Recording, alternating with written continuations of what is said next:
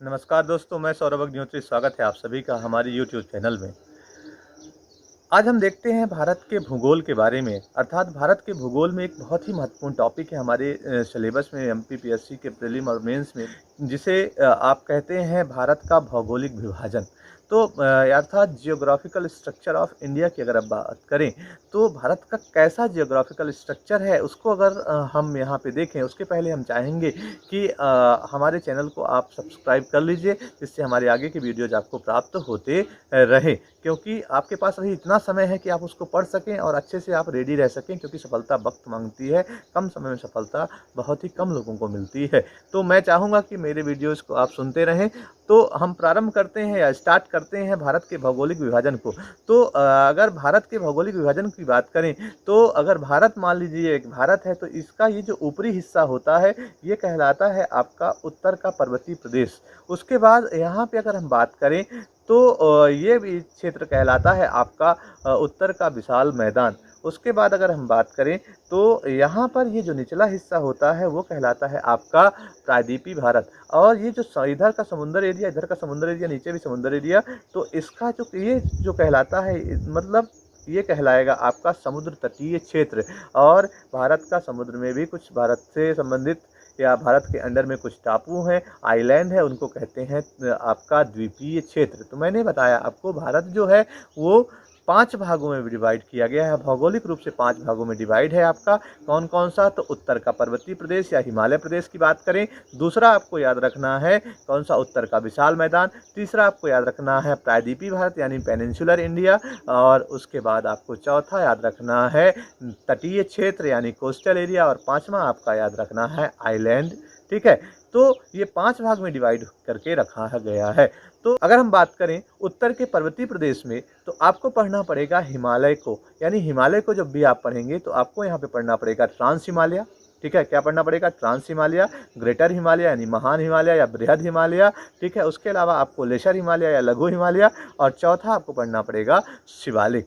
ठीक है, उसके अलावा यहाँ पे आपको पढ़ना पड़ेगा पूर्वी हिमालय की भी बात करनी पड़ेगी, जिसमें आपको जाना पड़ेगा कहाँ पे? अरुणाचल प्रदेश, नागालैंड। ठीक है, उसके अलावा आपका मिजोरम, ठीक, मणिपुर। और उसके अलावा आपको असम रेंज के आसपास का कुछ क्षेत्र पढ़ना पड़ेगा, जिसके अंतर्गत आपको मिकिर की पहाड़ियाँ, मिसमी की पहाड़ियाँ, उसके अलावा आपको पतकोई बम, ठीक है, इम्फाल की पहाड़ियाँ, कोहिमा की पहाड़ियाँ, मिजो पहाड़ियाँ, ये आपको पढ़ना पड़ेगा। ये जो आपका आ जाएगा पूर्वी हिमालय के अंतर्गत आ जाता है। ठीक है, उसके बाद हम बात करें उत्तर के विशाल मैदान की अगर बात करें तो हमको गंगा यमुना के बीच का क्षेत्र याद पढ़ना पड़ेगा। उसके अलावा हमको सतलज, रावी, ब्यास, इनके बीच के जो मैदानी क्षेत्र हैं इनके बारे में पढ़ना पड़ेगा। उसके बाद अगर हम बात करें प्रायद्वीपीय भारत की बात करते हैं, तो प्रायद्वीपीय भारत में आप डेक्कन एरिया हो गया, उसके अलावा आपको पश्चिमी घाट, पूर्वी घाट, इनके बारे में आपको पढ़ना पड़ेगा। ठीक है, उसके बाद अगर हम बात करें तटीय क्षेत्र की बात करें, तो तटीय क्षेत्र में आपको गुजरात से अगर बात करें तो आपको गुजरात के पास से स्टार्ट कर देना है। तो आपको मुंबई के पास, आपको जैसे मुंबई गोवा के बीच का आपका कोंकण एरिया, ठीक है, कर्नाटक का आपका बेंगलोर तट, उसके अलावा आपका कोरोमंडल तट, ठीक है, उत्तरी सरकार, ठीक। तो ऐसे आपको पढ़ने पड़ेंगे। उसके अलावा अगर हम बात करें द्वीपीय क्षेत्र में, तो आपको अंडमान और निकोबार द्वीप समूह के बीच का पूरा क्षेत्र पढ़ना पड़ेगा। ठीक है, तो ये सारी चीज़ें हम देखेंगे। तो आज उसी कड़ी में हम शुरुआत करते हैं उत्तर का पर्वतीय प्रदेश, यानी उत्तर के पर्वतीय प्रदेश में अगर हम बात करें तो हम बात करेंगे सबसे पहले हिमालयन रेंज की बात करते हैं। और जब भी हम हिमालयन रेंज की बात करते हैं तो उत्तर के पर्वतीय प्रदेश के बारे में अगर हम देखें तो हिमालय के अगर हम वर्गीकरण की बात करते हैं, सबसे पहले हिमालय के वर्गीकरण की बात करें तो हिमालय का 2 तरीके से वर्गीकरण किया जा सकता है। एक तो ऊपर से नीचे यानी उत्तर से दक्षिण, और दूसरा आपका वर्गीकरण जो होता है तो हम बात करें तो पश्चिम से पूर्व या पूर्व से पश्चिम की बात कर सकते हैं। तो अगर हम उत्तर से दक्षिण की तरफ बात करते हैं तो यहाँ पर आपको पढ़ना पड़ेगा ट्रांस हिमालय, महान हिमालय, उसके बाद आपका लघु हिमालय और आपका शिवालिक रेंज। और अगर हम बात करें पूर्व से पश्चिम या पश्चिम से पूर्व की बात करें तो सबसे पहले पंजाब हिमालय, उसके बाद आपका कुमाऊं हिमालय, उसके बाद आपका आ जाएगा नेपाल हिमालय और लास्ट में आ जाएगा असम हिमालय। ठीक है, और यहीं पे अगर हम बात करें ट्रांस हिमालय की, तो ट्रांस हिमालय जो है, हिमालय कहते हैं हिमालय के बनने के पहले ही बन चुका था। तो ट्रांस हिमालय जो होता है, इसको मुख्यतः 3 श्रेणियां देखी गई हैं, काराकोरम, लद्दाख और जास्कर श्रेणी देखी गई है। ठीक है, और अगर हम बात करें हिमालयन प्रदेश की, तो हमने 3 भाग में पहले ही बता दिया आपको, महान हिमालय, लघु हिमालय और शिवालिक रेंज की बात करते हैं। अगर हम बात करें कि हिमालयन प्रदेश कहाँ से कहाँ तक फैला हुआ है, तो यह जम्मू कश्मीर राज्य से लेकर के पूर्वोत्तर क्षेत्र तक फैला हुआ है। ठीक है, अगर अब यहाँ पर हम शुरुआत करते हैं ट्रांस हिमालय की, तो ट्रांस हिमालय की बात अगर हम करें, तो जो हिमालय है, तो उसके बनने से पहले ट्रांस हिमालय का निर्माण हो चुका था। तो ट्रांस हिमालय में जो है, तो है टेथिस हिमालय के नाम से प्रसिद्ध ट्रांस हिमालय जो है जम्मू कश्मीर राज्य में फैला हुआ है। इसमें मुख्यतः 3 श्रेणी देखी गई है, मैंने पहले ही बता दिया है आपको, काराकोरम, लद्दाख और जास्कर श्रेणी देखी गई है। ठीक है, और इसी के अंतर्गत कैलाश श्रेणी भी पाई जाती है। ठीक, काराकोरम श्रेणी की बात करते हैं, तो काराकोरम श्रेणी जो है, तो यह एशिया की रीढ़ कहलाती है। अब काराकोरम जो है एशिया की रीढ़ कहलाती है, तो ये काराकोरम हो गया। तो काराकोरम के ऊपर है आपका पामीर का पठार और नीचे है आपका ध्यान रखिएगा लद्दाख श्रेणी। तो कभी कभी क्वेश्चन भी पूछ सकता है कि काराकोरम किसके किसके बीच स्थित है। ठीक है, अब काराकोरम श्रेणी जो है एशिया की रीढ़ है और जम्मू कश्मीर राज्य में फैला हुआ है। और ध्यान ये कहें तो भारत की सबसे उत्तरी क्षेत्र की श्रेणी है, जिसकी सबसे ऊंची चोटी जो है K2 गॉडविन ऑस्टिन है, जिसकी ऊंचाई है 8611 मीटर है, जो कि देश की सबसे ऊंची और विश्व की दूसरी सबसे ऊंची चोटी कही जाती है। लेकिन व्यवहारिक तौर से इसको इसलिए नहीं कह पाते भारत की सबसे ऊंची चोटी, क्योंकि यह पाक अधिकृत कश्मीर के अंतर्गत आती है। ठीक है, और उसके अलावा इस श्रेणी में काराकोरम दर्रा भी स्थित है, जो कि आवागमन की सुविधा प्रदान करता है। ठीक है, और ध्यान रखिएगा इस श्रेणी में कुछ महत्वपूर्ण ग्लेशियर भी देखे गए हैं, जैसे हेस्पर, बियाफो, वाल्टेरा, सियाचिन आदि प्रमुख है, जिसमें से सियाचिन बहुत महत्वपूर्ण है, जिस पर विवाद देखा जाता है भारत और पाकिस्तान के बीच। उसके अलावा यहाँ पर कई सदाबहानी नदियाँ निकलती हैं, जिसमें जल की आपूर्ति होती रहती है। और इसके अलावा इस क्षेत्र में वनस्पतियों का अभाव होता है, अर्थात यहाँ पर टुंड्रा और अल्पाइन प्रकार की वनस्पतियाँ पाई जाती हैं। उसके अलावा अगर हम बात करें लद्दाख श्रेणी की, तो लद्दाख श्रेणी की अगर बात करें, यह काराकोरम श्रेणी के दक्षिण में स्थित है और यह ध्यान रखिएगा कि जास्कर श्रेणी के उत्तर में स्थित है। ठीक है, और लद्दाख की जो दक्षिणी सीमा होती है वो सिंधु नदी से निर्धारित होती है। ठीक है, और यहाँ पे ध्यान रखिएगा एक शहर है लेह, लेह जो है सिंधु नदी के किनारे स्थित है। और यहाँ पर ध्यान रखिएगा कि जो लेह शहर है पर्यटन की दृष्टि से बहुत ही महत्वपूर्ण है। और यहाँ पर जो वार्षिक वर्षा होती है लद्दाख क्षेत्र में, यहाँ 25 सेंटीमीटर से कम वर्षा होती है। इसी कारण इसको कहा जाता है भारत का शीत मरुस्थल भी कहा जाता है। ठीक है, और यहाँ पे वार्षिक तापमान जो होता है लगभग 10 डिग्री सेंटीग्रेड से कम भी होता है। और ध्यान रखिएगा जो आपका तीसरा है आपका जास्कर श्रेणी, तो जास्कर श्रेणी जो है ये जम्मू कश्मीर राज्य में फैला हुआ है और यह ट्रांस हिमालय के सबसे दक्षिण में स्थित है।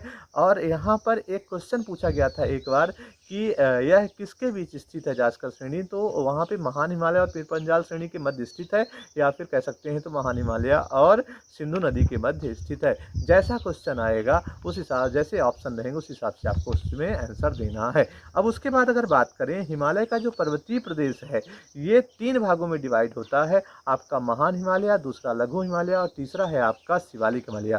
तो इनका निर्माण किस युग में हुआ ये भी हम देखेंगे। जैसे महान हिमालय का निर्माण हुआ है ईओसिन युग में, उसके अलावा आपका है दूसरा मध्य हिमालय, तो इसका निर्माण हुआ है मायोसिन युग में, और तीसरा है आपका शिवालिक, इसका निर्माण हुआ है प्लीस्टोसिन युग में। तो एक बार एमपीपीएससी प्रीलिम में प्लीस्टोसिन के बारे में क्वेश्चन पूछ चुका है। तो अगर हम बात करें महान हिमालय की, अगर सबसे पहले हम बात करते हैं तो हिमालय के पर्वतीय प्रदेश में सबसे पहला आता है आपका महान हिमालय। तो महान हिमालय जो है इसको हम आंतरिक हिमालय भी कह सकते हैं। और महान हिमालय जो होता है यह नांगा पर्वत से लेकर के नामचा पर्वत तक स्थित है, यानी नंगा पर्वत ये पाकिस्तान को टच कर रहा है और नामचा पर्वत ये चाइना को टच कर रहा है, यहाँ से लेके यहाँ तक फैला हुआ है। और उसके अलावा अगर बात करें इसकी एवरेज ऊंचाई जो है 6000 मीटर देखी गई है। और विश्व की जितनी भी ऊंची चोटियां हैं जो कि हिमालय से संबंधित है सब महान हिमालय का हिस्सा है। माउंट एवरेस्ट की, उसके अलावा बात करें आप मकालू की, उसके अलावा आप बात करें धौलागिरी की, गौरी शंकर की, ठीक है, कंचनजंगा की, नंदा देवी की, ठीक है, ये सारी की सारी ऊंची चोटियां महान हिमालय का भाग होती है।